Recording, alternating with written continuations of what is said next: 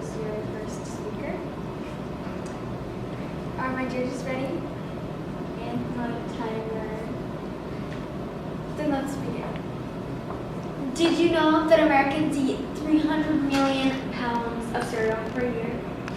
Did you know that out of the top 10 cereals in them are loaded with sugar?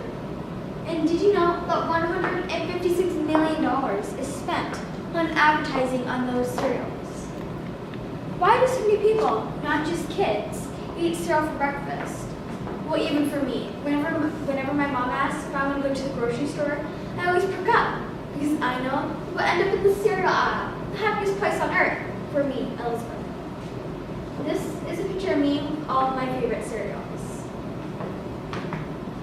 I love cereal so much that it's been a gift for my birthday. I am not alone with this love for cereal. To better understand the craze for cereal, we will first look at how cereal came to be through the history. Then through the marketing, we will discover the huge hype. And lastly, we will see if cereal is a healthy choice. My purpose here today is to share information in order to make healthier choices when choosing breakfast cereal. First off, how did cereal begin and why was it created?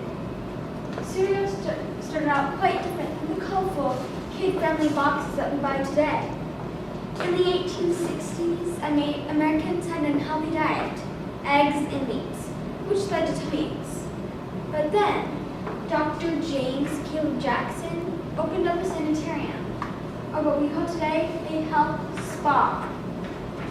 He advertised for exercise and a healthy diet by taking graham flour and water, baking it, breaking it up, and baking it again, and finally soaking it in milk overnight.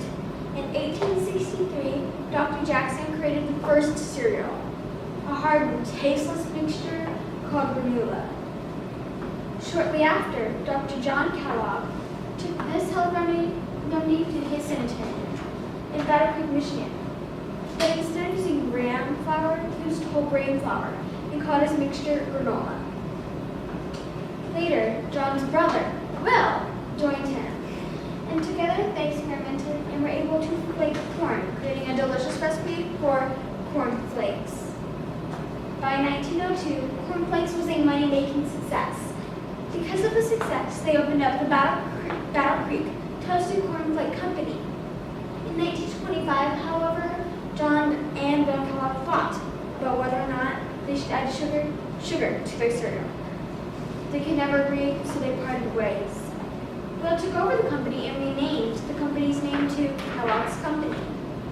By 1902, there were 40 cereal brands.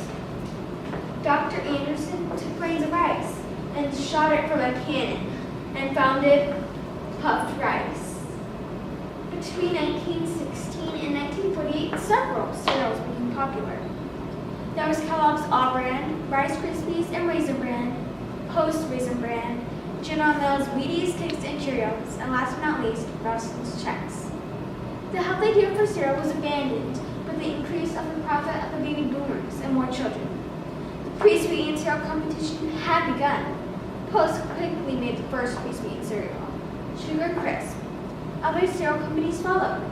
Kellogg made Sugar Smacks, Frosted Flakes, and Cocoa Krispies. Post made Cornfetti, and General Mills created Cocoa Puffs. All these pre-sweetened cereals became packaged in colorful, kid-friendly boxes, leading to the onset of huge hype campaigns to children. Much of this hype gave rise to unhealthy cereal options and confusing choices. As explained earlier, cereal started off by being sold as whole grain, but eventually, due to competition, companies added sugar to their cereal to appeal to kids' tastes.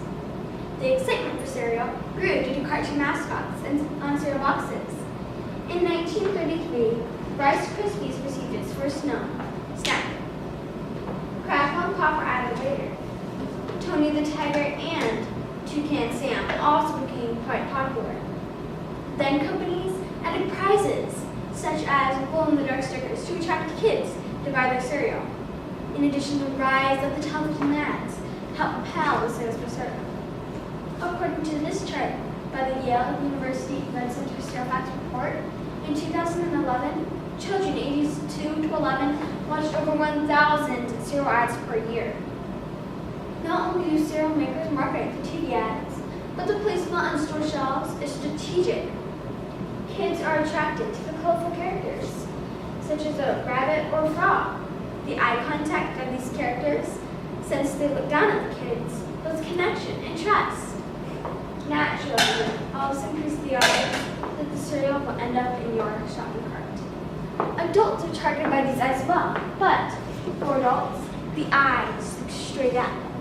And instead of cartoon characters, sports characters are used to entice adults. Cheerios use the Super Bowl to draw adults to their cereal through family-centered themes appealing to emotion, families, children, and relationships. Lucky Charms use memories to attract adults to their cereal.